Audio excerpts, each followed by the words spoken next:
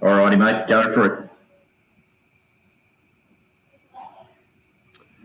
Good evening, ladies and gentlemen. Well, it's been a very long time coming. We've been counting down the days for quite a while now, and there's 2 to go. 2 long sleepless nights, no doubt, for a few of us, particularly with no tickets, and that includes me. And if you've got a lucky ticket, then congratulations to you. Johnny, good evening to you, mate. A long time coming, 2 more sleeps.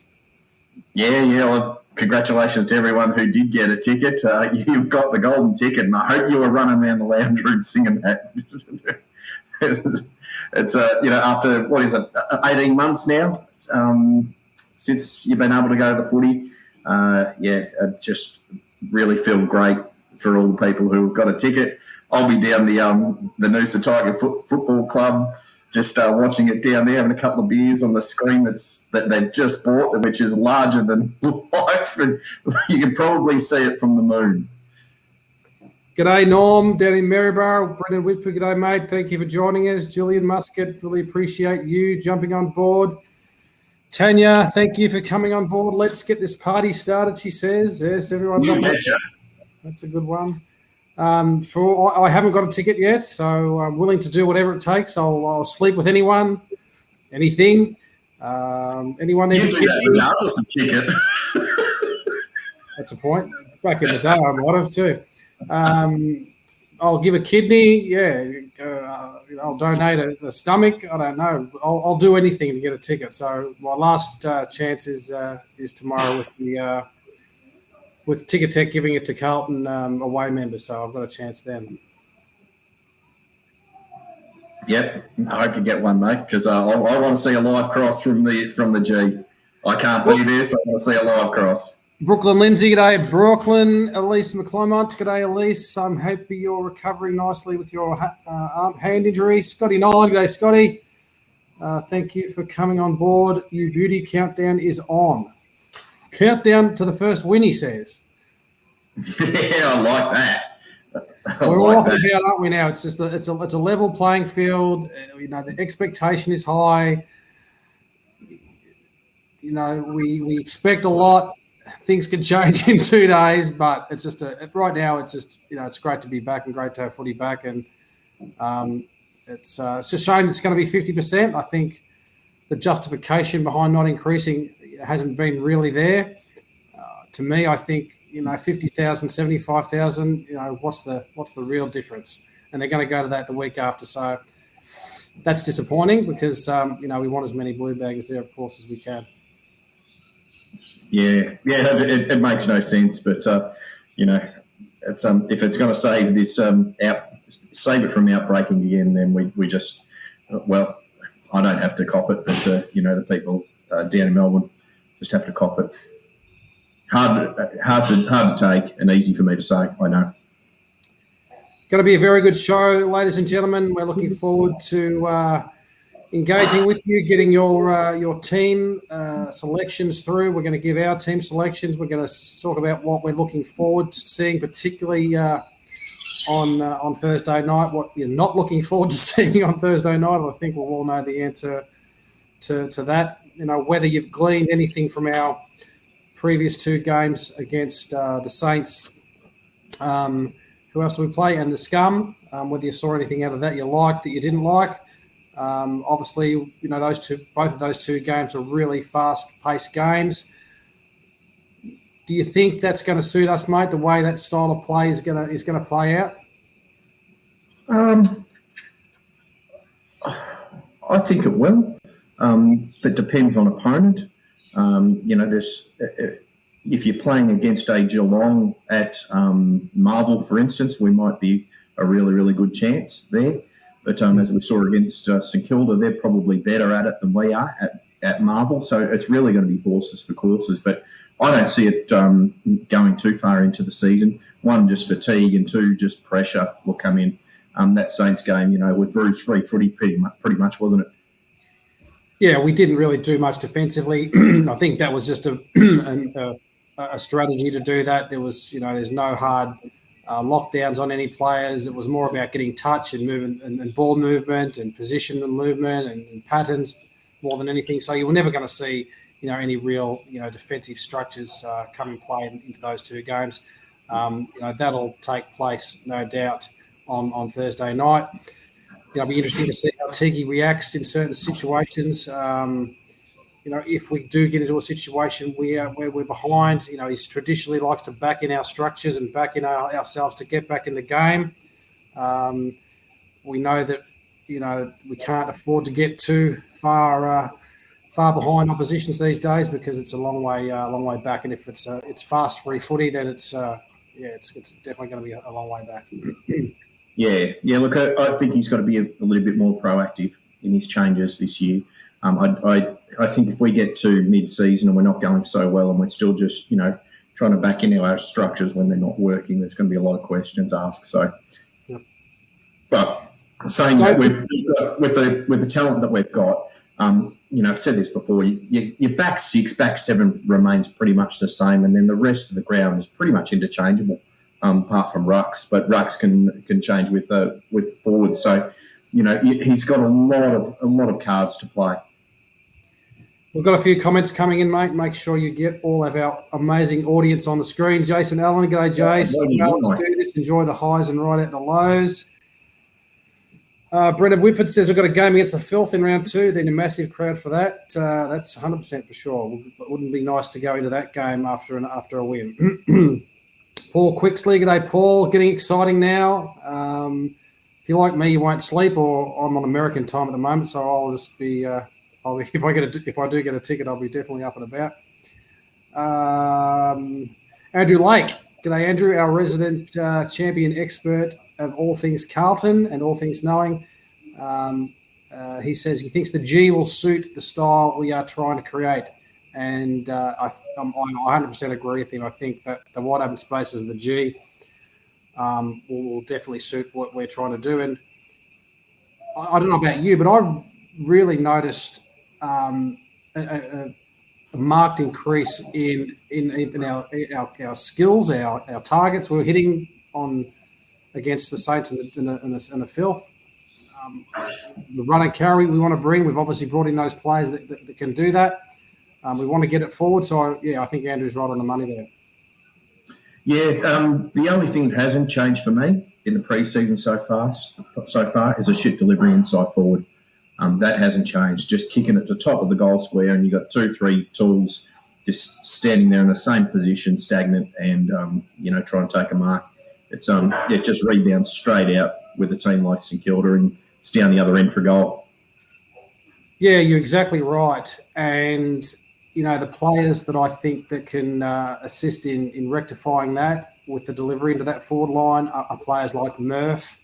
I think Zach Williams was one of those players that we knew that was going to be able to do that in terms of hitting targets and lowering his eyes.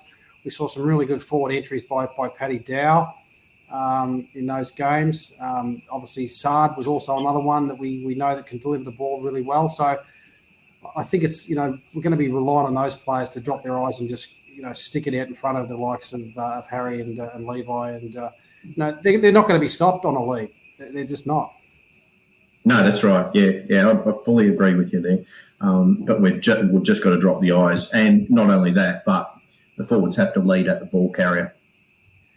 What did work well is Cripper getting back and Pitnet getting back. He can take a grab and kick a goal, which is great. So I love him up forward. I love him up forward, Pitnet, because he's a mongrel. He just crashes packs. He puts his knees in. You don't want to stand in front of him because you'll come out the wrong side of it. Yeah. No, I think it's a bad result for Tommy the King not to be able to be selected, but I maintain that Pitnet is a fair bit ahead of him, and Tommy's got a lot of work to do. Not a lot of work to do, but work to do, and he'll get his chance, no doubt, at some stage during the year. I just want to touch on this one because it's a wonderful point from Brooklyn. What are your thoughts on the new rule for standing the mark, and do you think it will affect our gameplay against Richmond? If I may start, I've saw a few preseason games, and I don't mind the rule. Actually, I think it's a really good one. I think the players have adapted really, really quickly.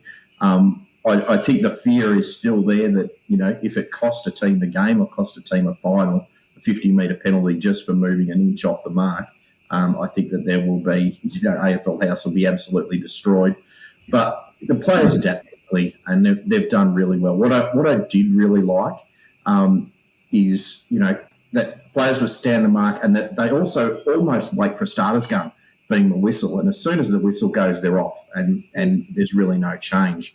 In the first practice game that we played, I thought it was against Essendon, I think it was extremely interesting that the rule was detrimental to the flow of play, insofar as that the umpires were using it almost like the time on rule. So if they've blown time on, obviously you can't run and play on. And the umpires were using it like that. So there were a number of times where the ball actually had to come back to the spot where the free kick was called, which totally defeats the purpose of the rule being out there in the first place. You want to encourage the flow of play. So it's going to be interesting to see how that goes through the year. But against Essendon, I also had to take my hat off to Adam Sard. He's worked the rule out already. There was one occasion there, I think it was in the second quarter. Memory's really, really testing me here, but he took the mark and the opposition player came up to the mark and he pointed at the ground and looked at the umpire, and the opposition player for a split second looked at the umpire and Adam was off, and he was 5 metres ahead before the player turned around and he's gone. It's potentially going to induce a 50-metre penalty to be paid, because they'll just be it'll just be a natural reaction to try and make a step to try and catch him, because he is that fast that if he's got that step on you, you're never gonna get him. Yeah. Look, they will, and it will also be the speed of the players going past too that'll make those on the mark flinch. Yeah. Look, they're calling the rule the anti-Richmond rule, and that Richmond were very clever in exploiting the way that they used the man on the mark to sort of block the corridor. We know that we'd like to use the corridor a lot more. We know that we're really, really good when we straighten up and we head down the guts. We've got obviously a good spine and those good tall timbers up there when we use it. So it will hopefully work to our advantage, and I think we've got the players to exploit it, particularly our good running brigade. It's just going to be a mental thing for the players. There'll be 50s. There'll no doubt will be 50s. It's just happen, and it will look really, really ugly in certain cases. And my hope is it doesn't ruin the game. It will. I see it more as a problem in the opening stages of the game, where players are just so G'd up and ready to go that the nerves will kick in, and the instincts will just be wanting to stop without thinking, and I think that's when it will occur, or when the game's really, really tight and nervous. Yep. Just a point to your statement about the delivery in the forward line. Andrew makes a good point about Levi coming in will straighten us up a bit. We had a bit of a patchwork forward line, obviously, with Harry going down, and I thought the Saints game was a really good game. They're going to be a contender again this year. They gave us a touch up in the season proper last year. They've got some good players in. It was a really good test for us, that Saints game, and I think we're going to have similar game styles. Watts is a hyper aggressive coach, and he's got the players to match it now. So I think there's going to be synergies between us and St Kilda. So it's a good hit out for us. Yeah, it'd be interesting to see how St Kilda go with their run-on game when they get absolutely smashed through the middle. I think that was their real Achilles last year, even though I didn't see a lot of their games. It will be interesting to see again how they come up against a real physical team like a Richmond or a Geelong. What else did you take away from, I suppose, in particular, the St Kilda game? There's obviously a few players that didn't get a run. Kennedy was one of those players. Gibbons didn't get much of a run. I don't know if he got a run at all. That probably gives some indication of where selection's heading for Thursday night. Yeah, I think that'll be as close as possible. Is a line up against St Kilda? Yeah, you're right there. Because they don't get the chances to do preseason games. So that last game is as close to a dress rehearsal as you have. Yep.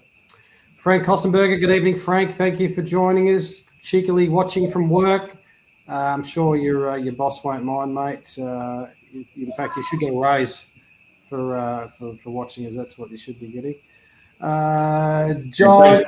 Thanks to Frank. Hang on, before we go on, thanks to Frank and Simone for starting up the Western Bar. If you haven't seen that, that will start up again next week. The Western Bar is a West Australian version of Carlton Live. Absolute crack up. You've got a brother and sister combination who just take the piss out of each other and have a really good time. Look at the lighter side football. So stay tuned for that next Monday around 7 p.m. West Australian time. Look, they're no Trevor and John, but they had a crack. They did a fair job, I must admit. Yeah, it was good. It was really entertaining. Good stuff. Question from Paul Quixley. Will JSOS play Thursday night? Your thoughts? No doubt. I think we had a show a few weeks ago, maybe, where we talked about breakout players and who we expected to have a good year. My player back then was JSOS, so I was really excited to see what he did against St Kilda. He's the working man's McGovern. He gets it done, and I think he's a really, really smart and good addition to our side. He adds, he's still slightly built, but he adds that hardness. We know he can take a good grab. We know he's got some footy smarts. He needs a bit more strength, and I think that looks like he's got that in his game this year. But JSOS will definitely play, and I've got him starting on. We'll get our team shortly, but I've got him starting on a half forward flank for mine. Yeah, okay. I agree with everything you just said, except that he's a walk-up start, because Levi's got to come in, and someone's got to go out for him. You will hear have you got a team you're going to share with us later? Because I've certainly got one.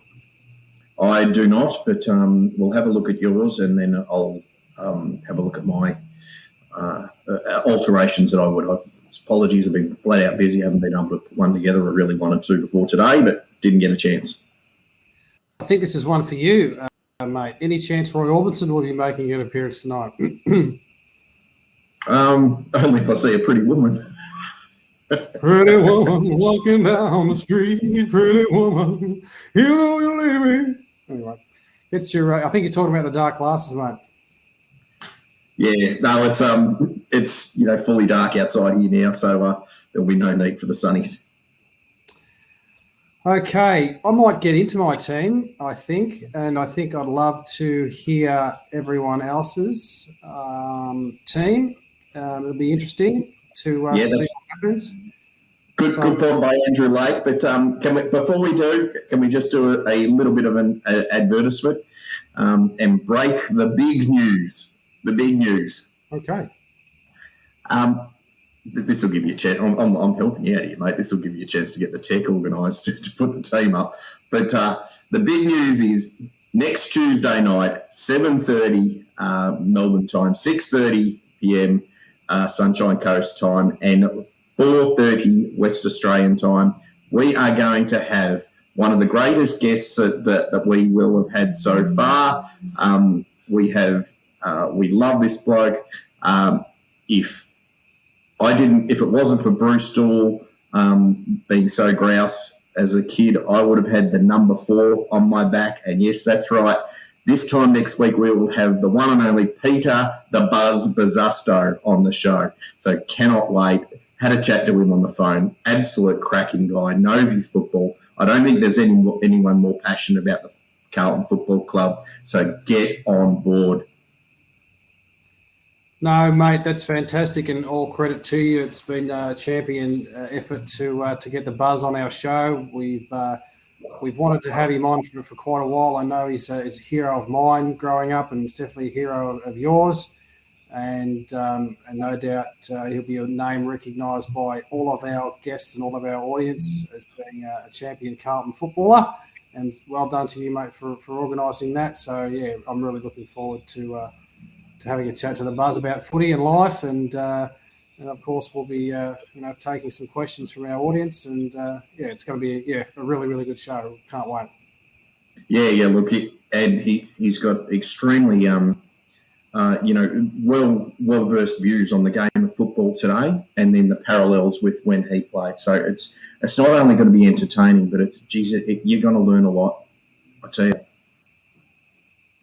If it's anything like our wow interview, it's going to be a cracker. I know Buzz is a cracking bloke, and he's not short of anything to say. So I can't wait, and hopefully everyone will be able to join us next Tuesday night, and it'll be even better after a good win, I'm sure. Yeah, absolutely. But we've got him for next Tuesday because I wanted to bookend him between the two biggest rivalries of when the Buzz was playing, so we can talk about Richmond and how they're going now and how we performed against them and what the rivalry was like with Richmond. On our phone call, he talked a lot about Richmond, but also with the week coming next week, what the rivalry was like with Collingwood at the time as well. So. I can't wait. It's probably, going to be like the Wow Jones one, where we get to the pre-show meeting. We're sort of thinking, how's this going to go for an hour, and it ends up going for about 3, and you could probably do a follow-up episode. Okay, before we get into my team and everyone else's team, let's hear from our amazing audience who we've loved and missed.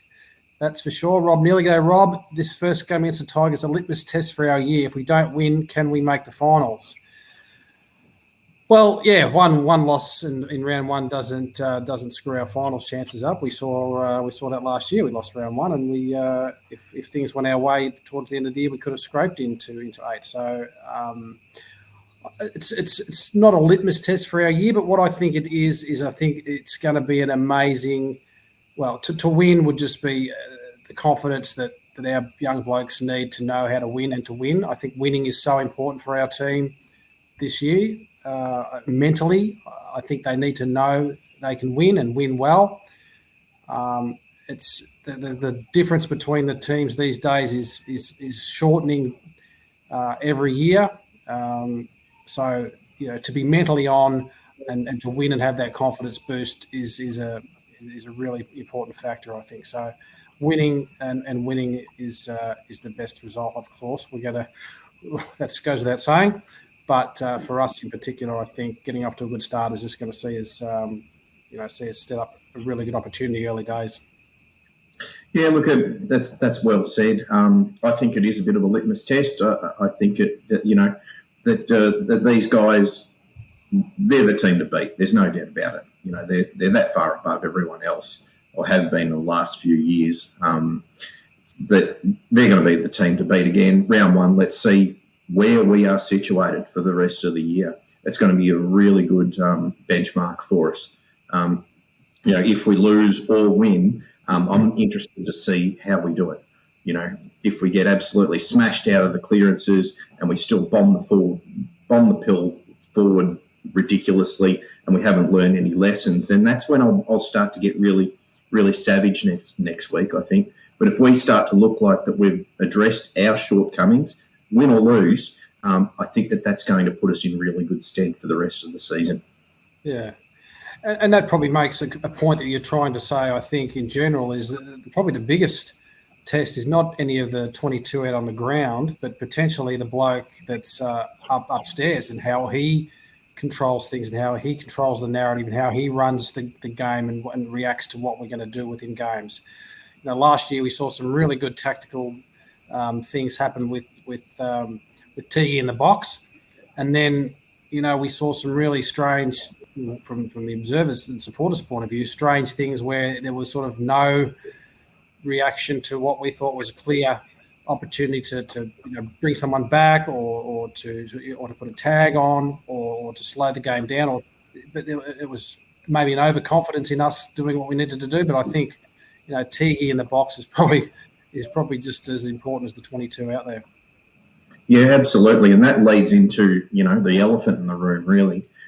We had a bit of controversy, I think it was yesterday, where Caro said, pretty much we'll be moving on to Alistair Clarkson, or words to that effect. Look, as much as I don't really rate her sensationalist journalism style, I do, pose a question that if we don't make finals this year, do we start looking around? And I think that we have to. If we don't make finals, I don't see that happening. I think that we've got a good enough team and good enough coach to make finals. But if we don't, I just think by the nature of the game, it is a success-built business, success-built league. We have to look around. I'll take the opposing view of that and even just try and squash the conversation altogether. You hit it on the head. Sensationalist, footy classifieds back on. They need to make some headlines. To be even contemplating or having a discussion about getting rid of coaches and bringing coaches in before the whole season's bounced is I think that's utterly ridiculous. Those conversations are had during the season as your results pan out. Every year we see something happen. A team will start 6-0, and then there'll be someone out for their head, and then they'll win the next 4 or 6 or 7 of the heats on that. It's all about trying to make headlines and make claims that usually don't come true. I just think the conversation is a ridiculous conversation to have right now. Oh, look! To make those grand statements, it is completely ridiculous. But the train of thought is correct in terms of if we don't make finals, then questions are going to be asked, and that's across the club, and we will start looking at options. You're right, and particularly the supporters will be asking those questions. The plan has come to a point where now it is time to put up. We've heard it from the club themselves that there's no excuses. So you're right, it's the time to put up. Brendan Scott, can you change time so it doesn't clash with maths? Well, I don't know about our audience, but I think our audience is probably a bit bigger than maths. But I heard a sneaky word, Scotty, that you might be on it next year, putting your hand up. Is that true? If that's the case, then we'll have to change our time slot to make sure that we fit in with that. In my day, maths was just called arithmetic. Yeah. They had a bisexual guy on there last night, apparently, and I didn't know what that meant. I thought bisexual was how many times married men got to do it in a year. Birthday and Thursday. Oh yeah, that's one of your finest, mate. One of your finest. Thank you very much. Where's my wife around? My ex-wife, I mean. Okay, John says Blues top 8. We do have the players, and the players they have will be which on our shooting for goals last year still a problem. All right, let's get into my team. I've put a lot of thought into this over the last 365 days. And I'm disappointed, obviously, like we all are, Williams isn't playing. I think he was very, very close to getting off. I don't know what your thoughts were on that one, Johnny. It was a silly thing to do. Didn't look good. The fact of the possibility to cause injury was probably the undoing of him. Yeah, but I was 100% along with your post on our Facebook channel because and Gerard Whateley, love him or loathe him, is absolutely by the book. And I was with this as well. Doesn't matter what it looks like. It does not matter what it looks like. It is about those criteria that are set out, and it was graded as reckless and not intentional, and it was graded as medium impact. Now, medium impact is where I reckon we should have got off on that, because the player got straight up, played the rest of the game, had a blinder of a game, which to me signals low impact. And there would be precedent out there to show the difference between low impact and medium impact. We've done it for enough years now. So I was absolutely staggered that that the suspension was upheld. Absolutely staggered. Yeah, there's another clause somewhere in there that says that the potential to cause harm is given some weight. I didn't pay too much attention to what that clause said and where it was, but apparently that's in play. Which again, is every contest within the game of footy, to me, has got the potential to cause harm. So right. Yeah. So the bloke got up and played. It was an ugly thing. It was a stupid thing for him to do. He was getting some cobwebs out. Could have easily gone. He could have easily got him a bit more flush, and he could have knocked him out. In which case, he could have got 2 or 3 weeks. But you've got to go with the facts, and the facts were no concussion, played the game, move on, give him a fine. Yeah, I think so. And you're right. A few people have said it'll happen again during the year, and there'll be conflicting stuff. It will happen. The AFL's full of contradictions and conflict about the MR match review. It's pretty shit. This is an interesting one. I'd love for Andrew to go into that a little bit more. I don't watch AFL 360 anymore because that started off as really good analysis and just turned into Caro crap. Yeah, Robbo's losing the plot. He's got a beanie's bonnet over our Adam Sard get, I've got no doubt. And he's going after us any way he can. Yeah, but they started as completely against us. Sensationalism, or at least Jared was there to balance it out. Now Jared's getting more sensationalist than anyone, so it's really not working for me. Scotty Nolan is having a crack at you, not me, because he's saying give it 4 to 6 weeks before making coaches on players. Rewind the tape, Scotty. It was Johnny. He's the sensationalist one, not me. Always trying to make it. Trying to agree with Caro every chance he gets. Oh, look, it's all about preseason predictions, but it's what the caveat that I said to that is if we don't make finals, and I think if we don't make finals, everyone would agree that it's a wasted season. We really are in that hitting that prime spot now. We're recruited to have a crack at it. If we don't make finals, it really does, raise a few questions. We will make finals. I've just said it right there and then. There'll be no doubt we'll make finals. We'll finish 7th or 8th.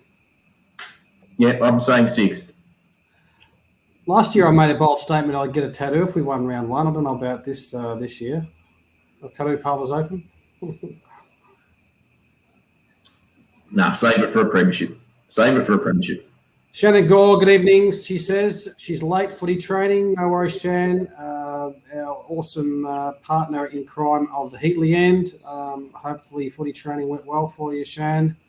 Looking forward to seeing you on Thursday night. As you, you probably won't be on Thursday night because we're playing. Yeah, I think they'll be on Wednesday, but we'll wait to hear from Shannon and Nick on that. Just a massive plug to them too. They did a wonderful job and continue to do a wonderful job with the show called The Heatley End. If you haven't seen it, get on board with it. It's their analysis of the game and what happens with the cheer squad and so forth is second to none. And their knowledge of the AFLW is better than anything that you'll see on Foxtel. It really is. They're a good balance, aren't they, for a Carlton Live? Because we just talk crap and drink beers, and they actually get into some real substance and talk some reasonable stuff about footy. Yeah, they're actually good. I actually know what they're talking about.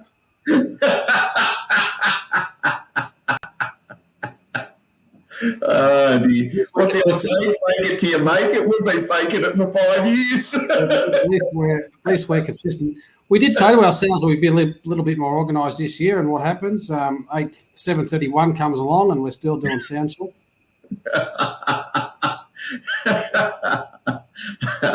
I had an excuse for being late. I just anyway. This is great news. My eldest daughter has just started playing AFL, so I was just driving her back home from training, and obviously it's 6:30 here, so it was just cutting it a little bit fine. But you got no excuse. Oh, geez, thanks very much. Okay. Has anyone got a ticket for Thursday night? What can I do to you or for you to get that ticket? Do you need anyone to be made disappeared accidentally? We can arrange that. Do you need a new kidney or a new piece of liver? Happy to oblige. Let us know. I'll be scrounging around for a ticket to tomorrow if something doesn't come through. So let's talk about this for a second, Anthony Walsh. Spot on the money here, but I'm not talking about the players that he's named. If you're looking at being a finals team or a premiership team, it's about your bottom 5-6 players, isn't it? In the team, and how good they are, or how not good they are, that sees you as a contender. And if those are the guys and who are the bottom 5, then yeah, you're absolutely right. They need to step up, and they need to be, part of the team that is a finals team. If they're not, then we've got enough talent out there to bring someone else in. Spot on, Anthony, and spot on, John. It's a consistent effort we need from those bottom players that we've had. They're at that point now when they've got those games under their belt, they've got those pre-seasons under their belt. No more can we just see a flash in the pan, game here or there and give us glimpses of what they can be. Now it needs to be week in, week out where these blokes need to perform. And that's what you need to do at AFL level to be consistent. That's why we've said time and time again, it's why, Richmond and Geelong and those kind of teams are up there, because they've got a consistent 22 that perform, and they bring those extras in and they do the same job as well. Yeah, absolutely. I'll take it one step further. It's not only week to week, but it's quarter to quarter. We can't have those. We will not win a finals game or a premiership coughing up 4, 5, 6, 7 goals in a row. Just won't happen. Yep. And part of that right now is having that list that's there in play, and part of that is also having an aligned VFL team that is there with players pushing up to make sure that that they're knocking on the door, and if players aren't performing, it's see you later. It's no mercy. It's not Mr. Miyagi when he comes to doing the honk on the nose. They've got to go and follow through. Yeah, and Shannon Gore, I don't think I've ever seen someone so against Cunningham. And she says, yeah, Cunningham for me needs to perform. She's gonna go crooked a minute. Cunningham won't be playing, Shannon, on Thursday night, I hope to tell you. So it'll be hard to perform. He can perform in the twos to see if he gets up, but he won't be playing. Okay, let's go with my team, and you can take this to the bank, this team. From the back line, we have Doc, Jones, and Simpson. No, we haven't got Simpson. Jesus. Hurts not to say Simpson, doesn't it? He's not going to be there anymore. Okay. Doc, Jones, and Plowman. Half back. Sard, Wietering, SPS. Followers. Pittenay, Walsh, and Cripps. Centre. Williamson. Oh, shit. Why have I got him in there? I've screwed up my team. Okay. I've screwed that up. Centres, Williamson and Setterfield on the wing. Half forward, Murphy, Levi and Martin. Full forward, Jesus, Harry and Fisher. And on the interchange bench is Ed, Dow, Nunes, and Betts. Yeah, I've screwed up because I've still got Williams in that side. But in for Williams, I have coming in is Bam Bam on nose ahead of Gibbons. There you go. Yep. The reason I've got Bam Bam in is I think he gives that extra versatility in terms of size-wise up forward if something may go untoward with Levi or Harry. Gibbons obviously is that extra potential small forward, but I think we've got that covered in Fish, Jesus, and Eddie down there. So yeah, interesting to see what everyone thinks of that side. I don't think I've got emergencies as Cunningham, Brian, and Fogarty. Fogarty could get a chance, but I think they'll play Eddie Betts. Yeah, okay. Is Nick Newman up for selection, or is he still? He's not. a few weeks away. Yeah, so that was the only question mark I pretty much had on that. To be honest, it's a fair team. Yeah, Murphy half forward. I think he's going to be awesome up there. We saw. I had some question marks over him for this year. Whether he's just going to be going for that 300th mark and then may peter out. But the look of him and the glint in his eye, the way he was playing those first two practice matches, he can smell something, I think, Murph, and he's in for the long haul this year. And he was super in those two games and showed exactly what we need with that delivery into the forward line. Yeah, just want to throw a bit of a cat amongst the pigeons here.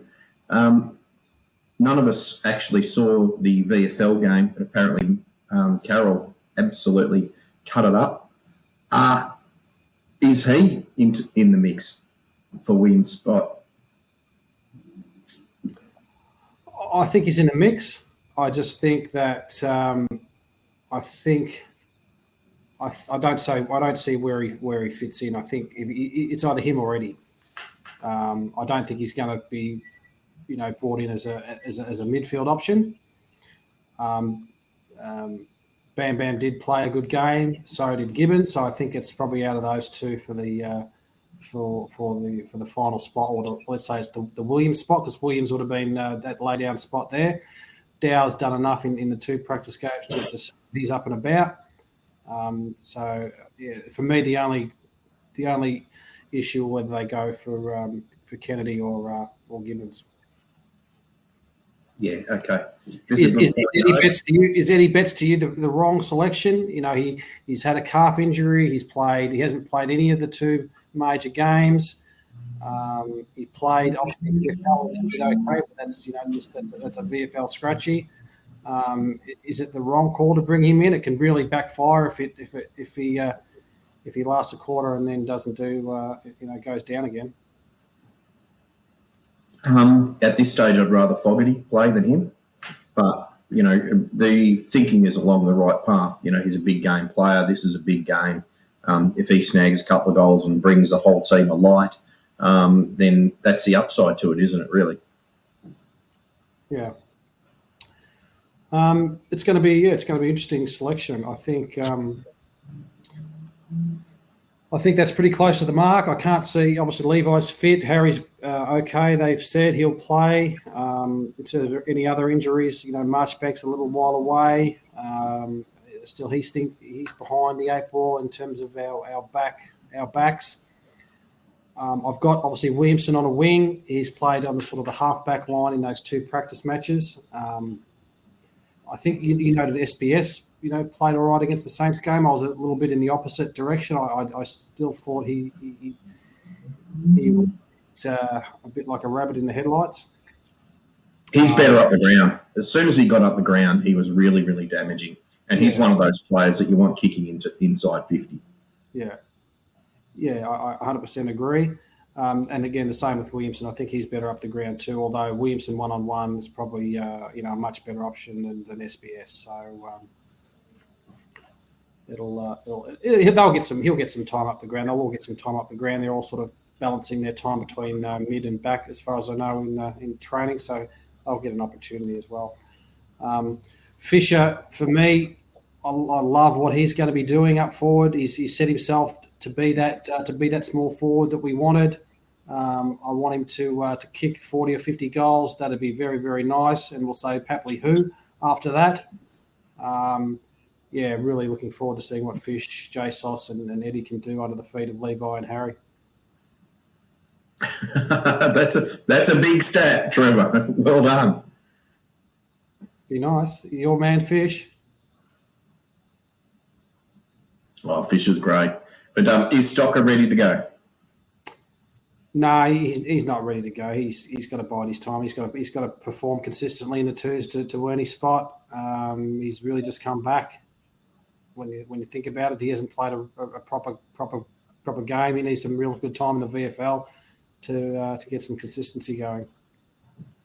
Yeah, this is a point here, Frank, that he can go through the middle as well, and that goes to my point of having the midfield and the forward line, most of it interchangeable, which is going to be extremely important given the decrease in rotations. Okay, so Paddy Cripps put some more weight back on. They've got him primed and ready. He's fit. His shoulder's okay. Could this be the Paddy Cripps season that we wanted last year? I think so. Yeah, he's primed and ready to go, back in the role that he's familiar with, comfortable with, and dominant in. 100% agree. I've even seen his kicking straighten up too. So that might has, yeah. It's in front of us. Speaking of kicking straightened up, big hats off to Paddy Dow. He's really, taken it upon himself to work so hard on every aspect of his game, including his delivery by foot. And if you watched any of those pre-season practice matches, it's chalk and cheese to what we saw last time he was out in the football ground. Yep. And I didn't think that he really needed to do too much. And I don't know if it was necessarily his delivery. It was just more of just taking that little extra step that he needed to take. We talked about that, didn't we? Yeah. That came with, that comes with experience and playing and having that awareness and of time and space. So, that comes with playing and more time. So I think that's more to where Paddy Dow is. Yeah, that's a fair call too. Just steady. Okay, Oscar McDonald got our last spot on the list during the week. I think that was probably evident after his little stint against St Kilda, and maybe Harry and him might have made a little bit of a deal. You never know to work something out. But the best selection I think out of what we had available, the flexibility that he brings to our team. Obviously he played up forward in Harry's absence and kicked a couple of goals and looked lively, but we know he can play back. We've got a real hole in our team if we lose Wiedering or Liam Jones. So he'll definitely be a big a good addition if something happens in that space. Yes, and yes. I don't agree with the decision. Okay. And there's nothing against Oscar. He's done everything right to get that last space. And if it was any other year, I would say it was absolutely his, and it'd be criminal not to give it to him. My caveat to this is the mid-season draft, and COVID has really stuffed up the professional development of so many kids that it could be in the first half of the footy season this year that you will see someone absolutely pop out, and you will get a potentially someone who's a first round pick in the mid-season draft, and they're 10, 12-year player. So it's only this year where I would say go to the mid-season draft because you could pick up an absolute superstar, and the only competition that you've got in picking up these guys is other teams who have left a spot open in the mid-season draft.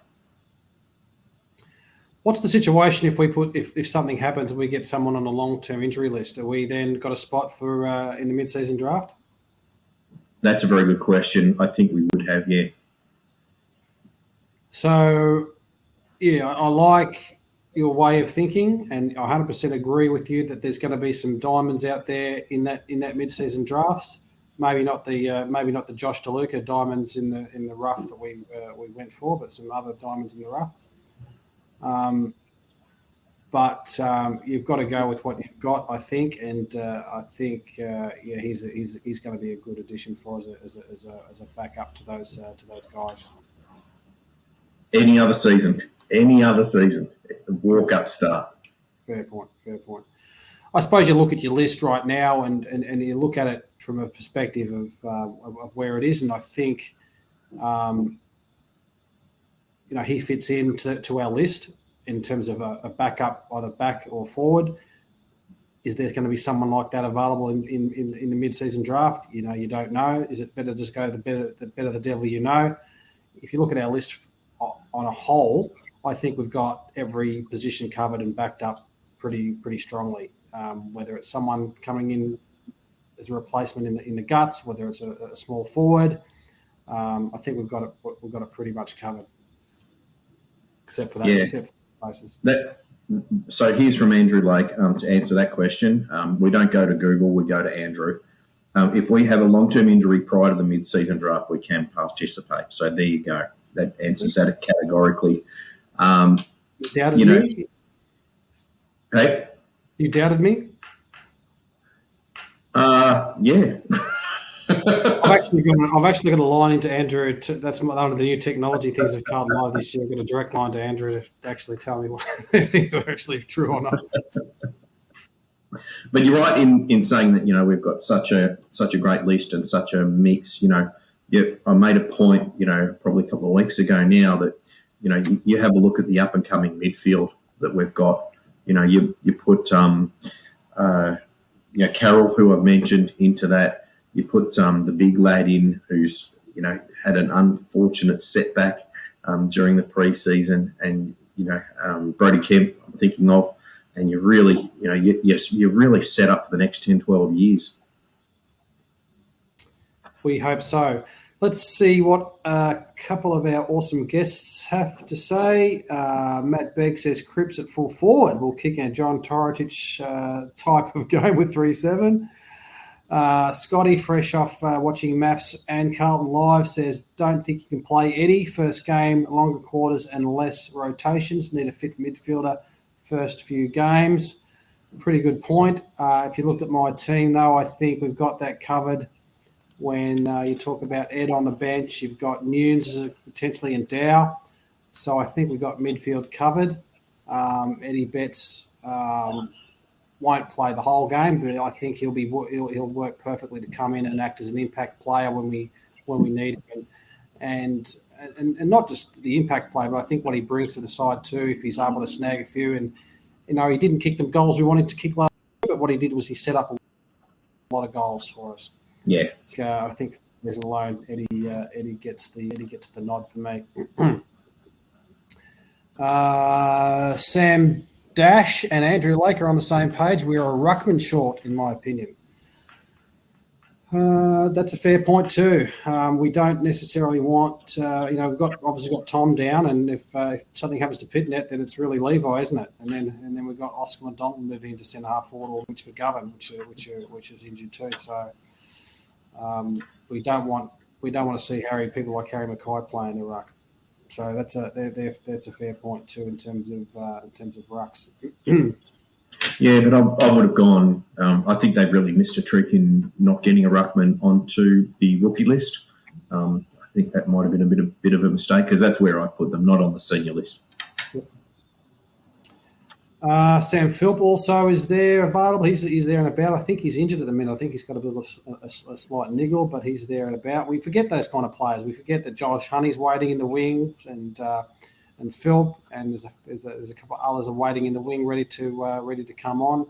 Maybe this 23rd player, if it's an under 21, will give some opportunity for some of the guys to have a crack.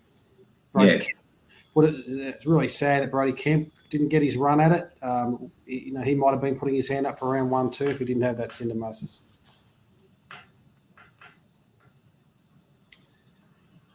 Shannon Gore likes Murph half forward, allows some rotations to the middle or wing. Shannon, because you're at footy training, I'll let you off. But yes, that was exactly my point. I think he should probably stay at half forward. He might have other ideas about going into the guts this year. But yeah, for me, let's just see him do his stuff and maybe finish out the year and maybe go into another year as a specialist half forward. Robert Bromley says, "Who is borrowing Zach's spot?" I like that terminology. I've gone with Kennedy over just over Gibbons. That's my go. Kennedy played some really good footy last year. People forget that he played some really good, handy footy in the guts and was able to move forward and clunk a few. So I liked what he was able to do. Gibbo did too, and I think it's Gibbo didn't get all of his opportunity when it in the guts, but maybe he's hanging out for Murph to retire Gibbo, and then that'll be his spot moving forward. Yeah. Cool. Rob Gagliaccio says, "Welcome back, guys. You look well. Obviously, your screen must be a bit blurred, mate, because we're looking pretty dishevelled. I'm looking pretty dishevelled. Johnny's looking fantastic. He's got he's up there on the Gold Coast living the high life while we're stuck in downtown Melbourne. Sunshine Coast, mate. Sunshine Coast. I'll get it right. Yeah, loving life. Okay, so Johnny doesn't know this yet, but he's got a bit of work to do. We are going to also, and you might have heard Johnny's great news earlier of having the great Peter Bazzusto as our special guest next week, which Johnny is amazingly organised. We can't wait to have a chat to him. Another thing we're going to do, probably just for this week, as a bit of a fun thing to do, is we are putting up a prize for anyone that can guess the correct scoreline for this Thursday night. It has to be the exact scoreline, whether it's you're picking Carlton or the Tigers to win. You'll have to pick the goals, behinds, and total score. For both teams? For both teams. Yeah, and final score? Sorry? Final score? Final score you'll need to pick. So you'll need to pick the exact final score as it's represented from the game. If you do so, we will give you a grand prize of $1,000. Jesus Christ. Not from my back pocket, you're not. If there's more than one winner, that will split. The prize will be split amongst you. So we'll announce that and put that on our Facebook page sometime tomorrow. So Johnny will put that up and he'll organise that to be on our website. You'll need to put your name and details into the website and your score. And if you happen to get the correct scoreline as it plays out, you will get, courtesy of Carlton Live and FIFO Capital, $1,000 cash to spend however you wish. Wow. Okay. Yeah, it looks like I do have some work to do. So, so just here with Justin, no, this is, hang on, just here, no, this is incorrect. It needs to be goals, points, score. Goals, points, score for both teams at the end of the game. Correct. I know that's a little bit hard to do, but it's not impossible. You'll get one crack at it only. You can't put in multiple entries. We're not that rich to be able to make sure everyone can cover all bases. Who's got more time on their hands than whatever. But anyway, take note of our Facebook page. We'll stick that up tomorrow, and Johnny will put all the details up. He's going to be up all night fixing the website to make sure we can cope with all the demand. $1,000 will be up for grabs. Brilliant. Great stuff. Good on you, Norm. I appreciate that. You've prompted me. We're going to sign off shortly, but there's a couple of things we need to talk about. Levi Casbolt, life member. Really, really happy about that situation. Obviously, people know that I've got a bit of a man crush on Levi. It's more than his rugged good looks. I really admire the guy. He's struggled as a key forward in a shitty side for many, many years. He's gone on 1-year contracts. He's been shopped around. he's worked really hard on his game. He's got strong. He's probably been played out of position again as a key forward, being the only key forward. For him to get a life membership, every Carlton footballer will know that every Carlton supporter will know he's a top guy, top family guy, and a committed Carlton man. So I was really happy to see Levi get his life membership during the week. Yeah, good on him. We're just getting quite a few predictions here. Let me just say that your predictions here don't count. You will have to register on the website and put your score in. These do not count.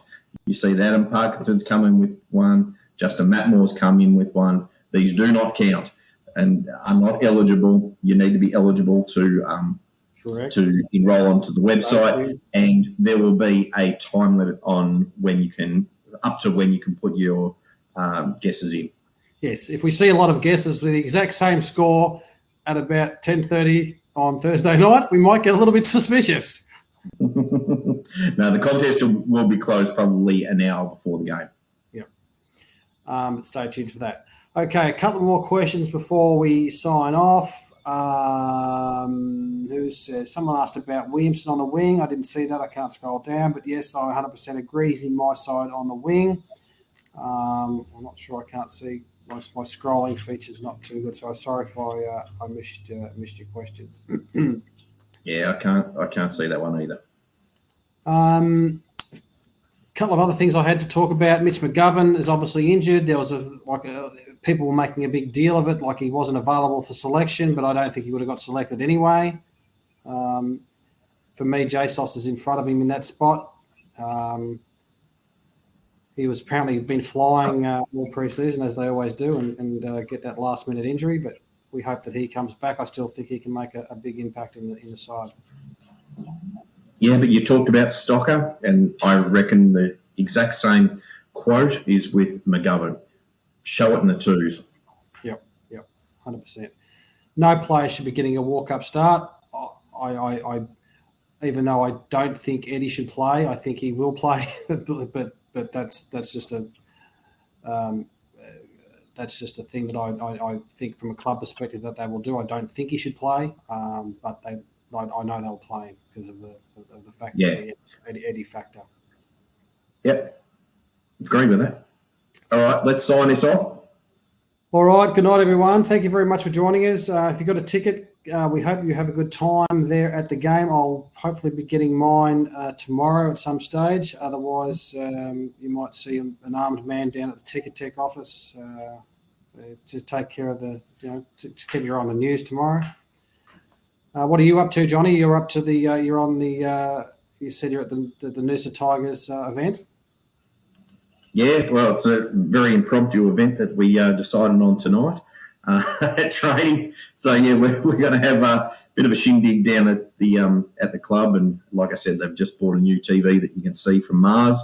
So yeah, we'll be watching it there and having a few beers down there, which is great because it can be difficult in Queensland to get places to go and see the games on the big screen with other people. Yep. Well, you have a fantastic night. I'm sure everyone else will. Stay tuned for the Heatley end, hopefully tomorrow night, which will be live again at 7 o'clock. Stay tuned for them. They've got some really good insights about the game on Thursday. They'll probably even have the teams, I would imagine, tomorrow night. Yeah, that's right. Yeah, really look forward to that. It is a great show. All right, thank you very much. We will see you next week. Buzz next week, 7:30. We'll see you next week with a fantastic show. We'll be celebrating our win over the Tigers. John will have a tattoo on his forehead, and we'll be interviewing the great Peter Bazzusto. So good night, everyone, and go Blues. Good night. Thanks, guys.